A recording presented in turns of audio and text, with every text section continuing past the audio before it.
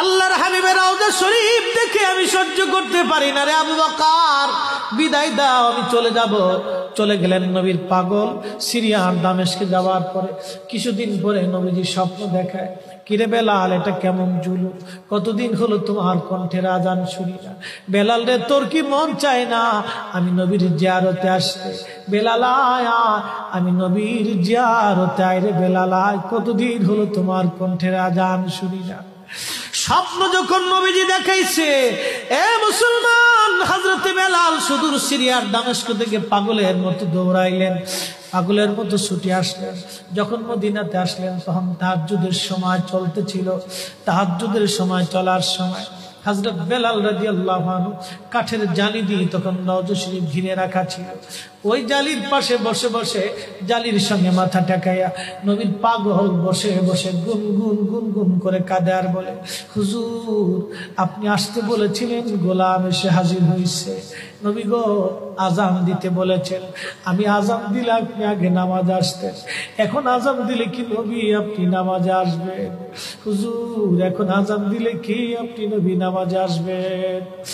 নতুন মুয়াজ্জিন আসছে আজান দেওয়ার জন্য, এসে দেখে নবীর মুয়াজ্জিন বেলাল কাঁদে। ডাক দেখে মদিনাবাসী, শুনছো, নবীর মুয়াজ্জিন ফিরে এসেছে, বেলাল আসছে, বেলাল ফিরে আসছে। এই কথা শোনার পরে সব সাহাবী ঘর থেকে বের হয়ে দৌড়ায় এসে দেখে বেলাল কাঁদে। সাহাবীরা বলে, বেলাল আজান দাও, কতদিন হলো তোমার কণ্ঠের আজান শুনি না। বেলাল আজান দাও, কতদিন হলো আজান শুনি না রে বেলাল। বেলাল বলে, সাহাবীরা রে, আমি আজান দিলে কি নবী নামাজ আসবে বলো? সালমান ফারসি রাদিয়াল্লাহু আনহু ডাক দেখে, সাহাবীরা, আমাদের কথায় বেলাল আজান দিবে না, তোমরা যাও দেখো হাসান আর হুসাইন দুইজন ঘরের মধ্যে আসেন।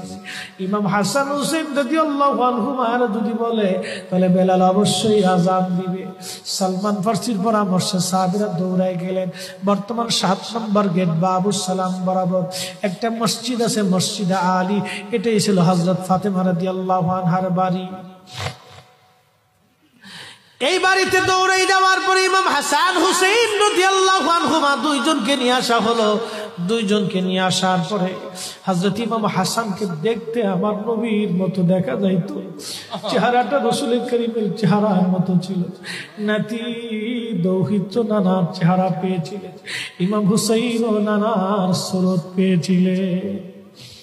দুই ভাই নানার সুরত পেয়েছিলেন। হযরতে বেলাল রওজা শরীফ থেকে উঠে হযরতে হাসানের বুকের মধ্যে মাথা ঠেকায় কাঁদতেছে, ইমাম হুসাইনের বুকের মধ্যে মাথা ঠেকায় কাঁদতেছে।